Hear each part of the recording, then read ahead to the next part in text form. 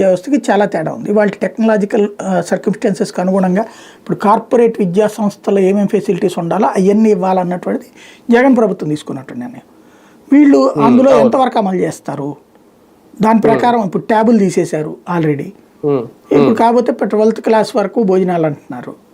ఒకటి ప్లస్ ఒకటి మైనస్. దీంట్లో ఎక్కువ మంది ఏది సాటిస్ఫై అవుతారు అన్నటువంటి దాని మీద ఫ్యూచర్ డిపెండ్ అయి ఉంటుంది. అవును. అంటే బిల్డింగ్ అడ్మినిస్ట్రేషన్ ఈ మార్పులు అయితే జగన్ ఉన్నప్పుడు చూసాను సార్. ఇప్పుడు ఎడ్యుకేషన్ కి సంబంధించిన మార్పులు నారా లోకేష్ గారి పరిపాలన ఇప్పుడు కనిపిస్తున్నాయి. ఇప్పుడు ఆదర్శ పాఠశాలలు అవి పెంచుతా ఉంటున్నారు. ఒకే బుక్ విధానం, ఇంతకు ముందు అలాగా బ్యాగులు మోయకుండా ఒకే బుక్ విధానం తీసుకొస్తా ఉంటున్నారు. ఒకే క్లాసు ఒకే టీచర్, ఇలాగా రకరకాల విధానం. అంటే ఇవి క్లియర్ గా ఇందులో కనిపిస్తున్నాయి ఎడ్యుకేషన్ లో వస్తున్న మార్పులు.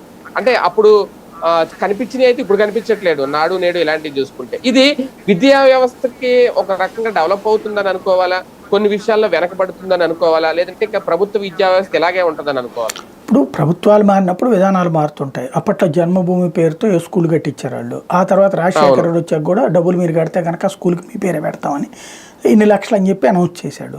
కాకపోతే అదేది మొత్తం మీద మండలం మీదనో లేకపోతే నియోజకవర్గానికి ఒకటి అయితే కూడా గొప్ప విశేషం. అట్లా కాకుండా జగన్ ఏం చేశాడు, అన్ని స్కూళ్ళని అని చెప్పాడు. దాదాపు 15,500 స్కూల్లో ఏమో డెవలప్ చేసుకొచ్చాడు నాడు నేడు కింద.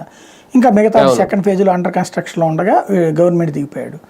తనకు ఒక వెసులుబాటు ఉంటుంది. అదే సమయంలో మీరు చెప్పినట్టుగా ఆయా ప్రాంతాల్లో ఉన్నటువంటి విద్యార్థులను సంతృప్తి పరుస్తారు లేదా అన్నటువంటి కాలం డిసైడ్ చేయాలి. మనం సర్టిఫై చేయలేము ఇందులో.